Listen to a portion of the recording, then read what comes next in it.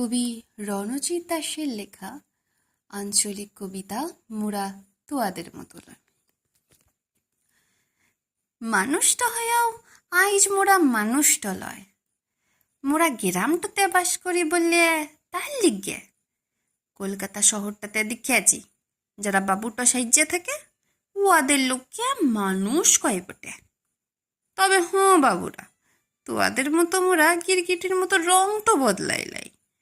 তোয়ারা যাদের লিগে বড়টো হইয়া থাকিস ওয়াদের তোয়ারা বৃদ্ধাশ্রমতে পাঠাস কেন বেটে?